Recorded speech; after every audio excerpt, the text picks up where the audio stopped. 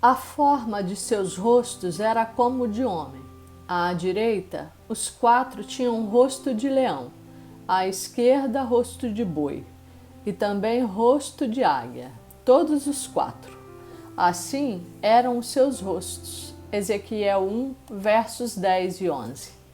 Nessa passagem, o profeta Ezequiel narra que teve visões de Deus, que os céus se abriram e ele viu, vindo do norte, um vento tempestuoso e uma grande nuvem com fogo ao redor, que do meio dessa nuvem vinha alguém semelhante a 4 seres viventes. Eles tinham 4 rostos e de cada lado tinha uma aparência, de homem, de leão, de boi e de águia. Essa visão apontava para Jesus, a pessoa central das Sagradas Escrituras, pois todos os personagens, desde o Antigo Testamento, são a sua representação, projetando a sua vida, o seu caráter e a sua missão. Nessa visão, os 4 seres viventes representavam a plenitude da vida terrena de Jesus, como homem, como leão, como boi e como águia, exatamente como foi retratado nos 4 evangelhos por Mateus, Marcos, Lucas e João. O leão, pela sua força, poder e autoridade, é considerado o rei da selva. Não sem razão, a Bíblia diz que Jesus é o leão da tribo de Judá, porque veio da descendência de Judá. O Evangelho de Mateus foi escrito para os judeus e apresenta Jesus como rei e detentor de toda a autoridade, como rei dos judeus, como se vê no capítulo 2, verso 2, quando os magos perguntam: onde está o rei dos judeus? Também no capítulo 27, verso 11, quando Pilatos perguntou a Jesus: és o rei dos judeus? Sim.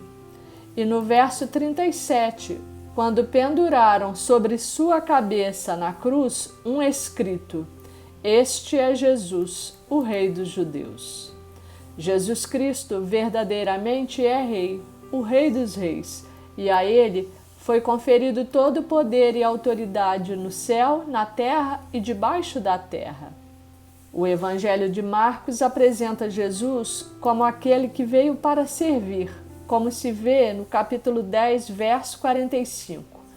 Pois o Filho do Homem não veio para ser servido, mas para servir e dar a sua vida em resgate por muitos.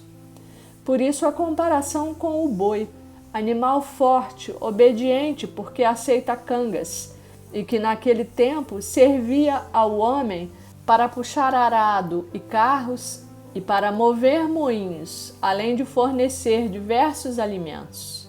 Não podemos esquecer que o boi era o animal que mais comumente era ofertado em sacrifício no Antigo Testamento e com seu sangue cobria temporariamente o pecado. Jesus foi servo até a morte, aliviou o nosso fardo e se entregou por nós, oferecendo o seu sangue para pagar todos os pecados do mundo e nos trazer a paz. Como servo, nos ensina também a servir, como se vê em João 13, quando lavou os pés dos discípulos para nos ensinar que devemos servir uns aos outros. O Evangelho de Lucas retrata as características humanas de Jesus, como na passagem em que o anjo anuncia a sua concepção e que ele nasceria em carne.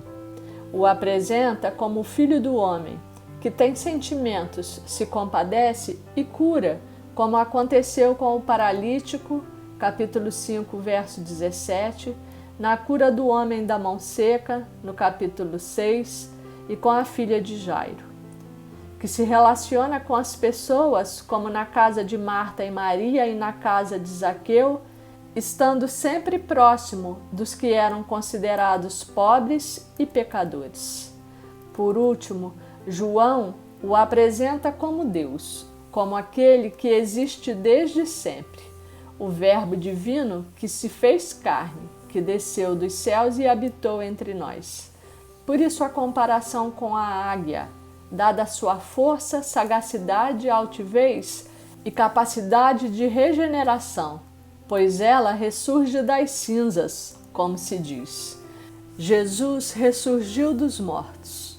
É aquele que nos faz nascer de novo como justo, santo e filho de Deus, e com sua ressurreição nos faz assentar com ele nos lugares celestiais.